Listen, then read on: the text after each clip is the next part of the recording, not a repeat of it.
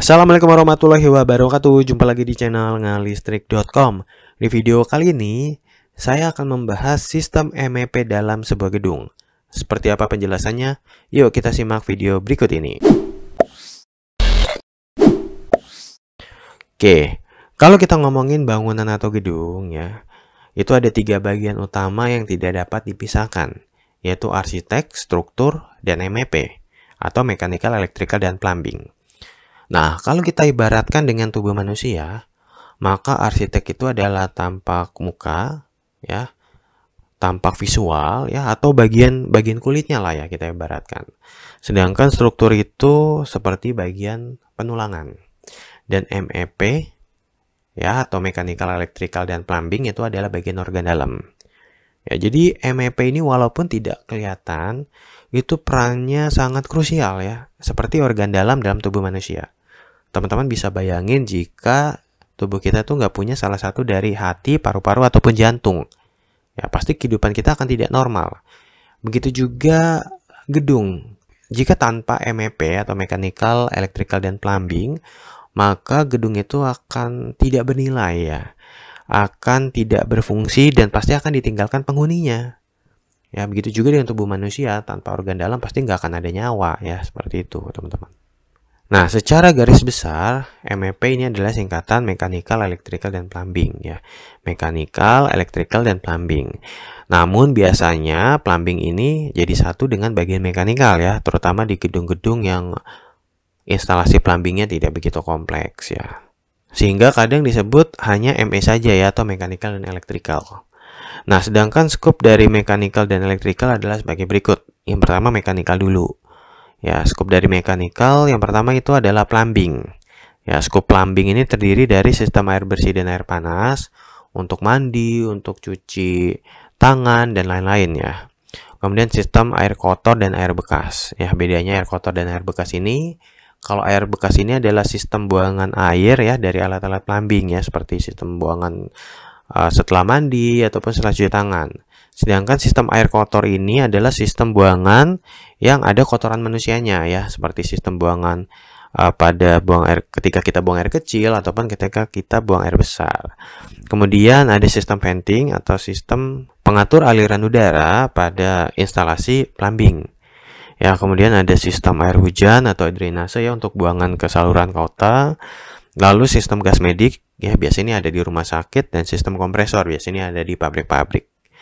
Ya, kemudian selain plumbing, mechanical itu juga skupnya ada tata udara atau AVAC. Tata udara ini ada sistem chiller dan AC. Ya, sistem chiller ini untuk AC yang kompleks ya, sedangkan sistem AC ini maksudnya AC split duct, kaset, dan split wall ya. Kemudian ada sistem exhaust ya, dan juga sistem fresh air untuk sirkulasi udara di dalam gedung ya.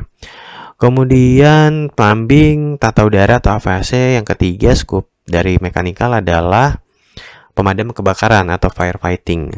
Nah, ini terdiri dari sistem APAR atau alat pemadam api ringan yang tabungnya warna merah. Kemudian ada sistem hidran ya, ini adalah sistem penyemprotan air bertekanan tinggi ya ke dari arah luar gedung.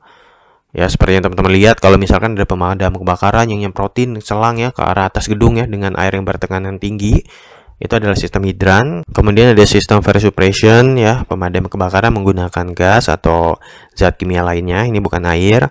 Kemudian sistem sprinkler ya, ini hampir sama dengan sistem hidran ya. Kalau hidran itu dari luar gedung, sedangkan sprinkler itu dari dalam gedung ya, yang ada di bagian atas plafon, dia nyemburin air dari atas ya, sama ya, air bertekanan tinggi dari atas. Selain itu, selain firefighting ya, plumbing, HVAC, firefighting, ada lagi bagian lift ya, atau scoop lift di bagian mekanikal. Ini terdiri dari sistem elevator atau lift dan juga sistem eskalator ya, atau tangga jalan. Nah, untuk bagian electrical ini ada skupnya itu yang pertama listrik ya, atau arus kuat, terdiri dari sistem tegangan menengah dan trafo ya. Jadi tegangan menengah ini dari tegangan yang 20 kV ya, kemudian diturunkan oleh trafo ke sistem panel tegangan rendah. Ya, nah panel tegangan rendah ini terdiri dari panel tiap lantai, kemudian ada panel AC, panel lift, dan lain sebagainya ya. Lalu ada sistem genset, ya ini sistem backup ketika listrik dari PLN itu mati. Lalu ada sistem penerangan dan stop kontak, ya ini sistem lampu dan satu daya. Kemudian sistem penangkal petir dan juga ada sistem grounding ya atau pentanahan. Selain listrik ya, pada sistem atau skup electrical ini ada yang namanya elektronik ya atau arus lemahnya. Nah, sistem elektronik ini terdiri dari sistem tata suara atau sound system, kemudian sistem fire alarm atau pendeteksi kebakaran. Ya, sedangkan yang tadi ini pemadam kebakarannya setelah dideteksi dipadamkan ya oleh sistem mechanical tadi yang firefighting. Kemudian ada sistem telepon, ada sistem CCTV, kemudian sistem data atau IT atau sistem data center ya atau server. Kemudian sistem akses kontrol, ini adalah bagian pengamanan ya untuk mengatur siapa saja yang boleh dan tidak boleh masuk ke suatu ruangan. Lalu ada sistem MATV ya atau sistem TV terpusat ya, biasanya ini ada di hotel atau apartemen. Oke, jadi seperti itu ya teman-teman penjelasan tentang sistem ME ya ataupun sistem MEP, Mechanical, Electrical, dan Plumbing.